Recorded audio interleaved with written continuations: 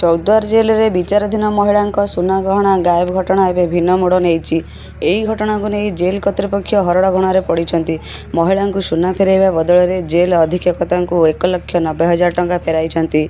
Jail ଆସାମୀଙ୍କଠାରୁ ସୁନା ଗହଣା ରଖି ହଜେଇ ଦେଲେ ଓ ପରେ ଯେବେ ମହିଳା ଜଣକ ବାରମ୍ବାର ଜେଲ୍ ଯାଇ ବିଫଳ ହେବା ପରେ ଥାନାର ଦ୍ୱାରସ୍ଥ ହୋଇ ଜେଲ୍ ଅଧୀକ୍ଷକ ସୁଜିତ ରାଉଳ ବିରୁଦ୍ଧରେ ଲିଖିତ ଅଭିଯୋଗ କରିଥିଲେ।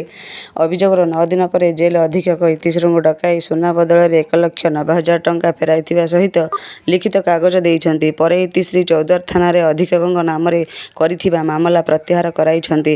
ମାହାଙ୍ଗା ଥାନା ଅଞ୍ଚଳର ଇତିଶ୍ରୀ ମହାନ୍ତି ନାମକ ଜଣେ ମହିଳା କୌଣସି ଏକ ମାମଲାରେ ବିଚାରାଧୀନ କଏଦୀ ଭାବେ ଗତ ସେପ୍ଟେମ୍ବର 23 ତାରିଖରେ ଚୌଦ୍ୱାର ଜେଲ୍କୁ ଆସିଥିଲେ। ସବୁଠାରୁ ଚିନ୍ତାଜନକ ବିଷୟ, ସେ ପିନ୍ଧିଥିବା ସୁନା ମୁଦି, କାନର, ନାକର ଆଦି ଅଳଙ୍କାର ଜେଲ୍ରେ ଥିବା ସିସିଟିଭି ସାମ୍ନାରେ ତାଙ୍କଠାରୁ ଜେଲ୍ କର୍ମଚାରୀମାନେ ଏକ ମାଟିଆ ଖାମ୍ରେ ରଖି ଇତିଶ୍ରୀଙ୍କ ଦସ୍ତଖତ ନେଇଥିଲେ। ମାତ୍ର ସେ ଜିନିଷ ଗାୟବ ହୋଇଗଲା କିପରି? ଏଠି ପ୍ରଶ୍ନ ଉଠୁଛି କି ଯଦି ଜେଲ୍ କର୍ତ୍ତୃପକ୍ଷ ଇତିଶ୍ରୀଙ୍କ ପାଖରୁ ସୁନା ଗହଣା ଜମା ରଖି ନଥିଲେ ତାହେଲେ 1,90,000 ଟଙ୍କା କାହିଁକି ଫେରାଇଲେ? ଇତିଶ୍ରୀ ଜମା କରିଥିବା ସୁନା ଗହଣା ଗଲା କୁଆଡ଼େ? ଏହି ଘଟଣାରେ ତଦନ୍ତ ହେବା ନିହାତି ଦରକାର। ଯଦି ତମାମ ଦିଗକୁ ଯିବା ତେବେ ଜେଲ୍ ଗୁମର ଧୀରେ ଧୀରେ ପଦାକୁ ଆସିବାରେ ଲାଗୁଛି। ତେବେ ଜେଲ୍ରେ ରହୁଥିବା ଅନ୍ତେବାସୀମାନେ ବେଲ୍ରେ ଯିବା ସମୟରେ ଏମିତି ବି ନିର୍ଯାତନାର ଶିକାର ହେଉଥିବେ ବୋଲି ଅନୁମାନ କରିପାରିବା। ପୂର୍ବରୁ ବିହାରୀ କଏଦୀ ଜେଲ୍ରୁ ଫେରାର ହେବା ଘଟଣା ହେଉ, ଭିତରେ ନିଶାଦ୍ରବ୍ୟର କାରବାର ହେଉ, କଏଦୀ ମଧ୍ୟରେ ମାରପିଟ୍ ଘଟଣା ହେଉ ଅବା ଆତ୍ମହତ୍ୟା ଘଟଣା, ଜେଲ୍ ଟେଣ୍ଡର ପ୍ରଘଟ ଆଦି ତମାମ ଦିଗକୁ ଯିବା ତେବେ ଜେଲ୍ରେ ପାରିବା ପଣିଆ ଉପରେ ପ୍ରଶ୍ନବାଚୀ ସୃଷ୍ଟି କରୁଛି। ଏପରିକି ମହିଳା ଜଣକ ଡିସିପି ନିକଟରେ ଅଭିଯୋଗ କରିଥିଲେ। ଏନେଇ ଜେଲ୍ କର୍ତ୍ତୃପକ୍ଷଙ୍କ ପ୍ରତିକ୍ରିୟା ମିଳିପାରି ନାହିଁ। ଅତି ଆଶ୍ଚର୍ଯ୍ୟର କଥା, ମୁଖ୍ୟମନ୍ତ୍ରୀଙ୍କ ଘରୋଇ ବିଭାଗ ଏପର୍ଯ୍ୟନ୍ତ ଚୁପ୍ ବସିଛି। ମୁଁ ଇତିଶ୍ରୀ ମହାନ୍ତି। ମୁଁ ଏକ ମାମଲାରେ ଚୌଦ୍ୱାର କାରାଗାରକୁ ଗତ ସେପ୍ଟେମ୍ବର 23 ତାରିଖରେ ଯାଇଥିଲି। ସେଠିକି ଗଲା ଦିନ ମୋର ଯେଉଁ ଗହଣା ପିନ୍ଧିକି ଯାଇଥିଲି, କାନରଟେ, ନାକରଟେ, ମୁଦିଟେ, ତାକୁ ଡିସେମ୍ବର 23 ତାରିଖ ଯେତେବେଳେ ମୁଁ ଫେରିଥିଲି ମୋତେ ଜେଲ୍ କର୍ତ୍ତୃପକ୍ଷ ଦେଇନଥିଲେ।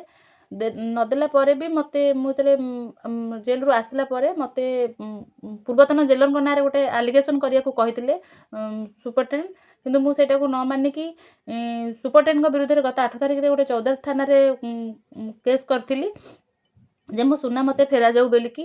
ଆଜି ତାହାର ସୁପରିଟେଣ୍ଡେଣ୍ଟ ଆଉ DIG ମ୍ୟାଡ଼ାମ୍ ଅନୁସୟା ଜେନା ଡାକିକି ତାର ଗୋଟେ ଆପୋଷ ବୁଝାମଣା ରଖିଛନ୍ତି ଯେ ଟଙ୍କା ମୋତେ ଫେରାଇଲେ 1,90,000 ଟଙ୍କା ମୋ ସୁନା ବାବଦକୁ ମୋତେ ଫେରାଇଛନ୍ତି। ଯେଉଁଥିରେ କି କାହିଁକି ସେମାନେ ମୋତେ ଏକ ମାସ କାଳ ହଇରାଣ କରିଛନ୍ତି, ଡିସେମ୍ବର 23ରୁ ଫେବୃଆରୀ 17 ଯାକେ ମୋତେ ଦୀର୍ଘ 1.5 ମାସ କାଳ ସେମାନେ ମୋତେ ହଇରାଣ କରିଛନ୍ତି। କିନ୍ତୁ ଯଦି ସେଇ କାମ କରିଥିଲେ, ସେଇ କାମ କଲେ ଯେ ଜେଲ୍ ପରିସର ଭିତରୁ ମୋର ସୁନା ଗହଣା ଗଲା କୁଆଡ଼େ, ଆଉ ଯେଉଁ ବାବଦକୁ ତା ବାବଦକୁ ଯେଉଁ ଅର୍ଥ ଦିଆଯାଇଛି ଏ ଟଙ୍କା ଆସିଲା କେଉଁଠୁ? ଏ ଟଙ୍କା କିଏ ଦେଲା? ସୁପରିଟେଣ୍ଡେଣ୍ଟ ଦେଇଛନ୍ତି ନା DIG ମ୍ୟାଡ଼ାମ୍ ଯେଉଁ ତାକୁ ମୋତେ ଧମକ ଦେଇଥିଲେ ଯେ ତମର ମୋ ଦରମା କେତେ ଜାଣିଛୁ, ତାଙ୍କ ଦରମାରୁ ମୋତେ ଦେଇଛନ୍ତି? ତ ମୁଁ ମୋ ପ୍ରାପ୍ୟ ପାଇଛି, କିନ୍ତୁ ମୁଁ ଖୁସି ନୁହଁ। ମୋ ଭଳି ଅନେକ ଲୋକମାନଙ୍କର ବି ଜିନିଷ ସେଠୁ ଯାଉଥିବ। ମୁଁ ଏଥିରେ ମିଡ଼ିଆ ଇଏରେ ମୁଁ ଗୋଟେ କରୁଛି ଯେ ସନ୍ଦେଶ ଦେଉଛି ଯେଉଁ ଆସାମୀମାନଙ୍କର ଜିନିଷ ଯାଉଛି କାରାଗାରରୁ ସେମାନେ ଆର ଦୃଢ଼ ପ୍ରତିବାଦ କରନ୍ତୁ। ନିଶ୍ଚିତ ଦୃଢ଼ ପ୍ରତିବାଦ କରନ୍ତୁ। ଆଉ ସାମ୍ନାକୁ ମିଡ଼ିଆ, ଏଥିରେ ମୋର ମିଡ଼ିଆ ବନ୍ଧୁମାନଙ୍କୁ ଅଶେଷ ଧନ୍ୟବାଦ। ସେମାନେ ମୋତେ ପୂର୍ଣ୍ଣ ସହଯୋଗ କରିଛନ୍ତି। ଆଉ ଆଜି ଯେଉଁ ଫଳରେ ମୁଁ ଆଜି ନ୍ୟାୟ ପାଇଛି, ଭଗବାନଙ୍କ ଦରବାରରେ ମୁଁ ଆଜି ନ୍ୟାୟ ପାଇଛି। ମୋ ଜିନିଷ ବାବଦକୁ ମୁଁ ଟଙ୍କା ଫେରସ୍ତ ପାଇଛି।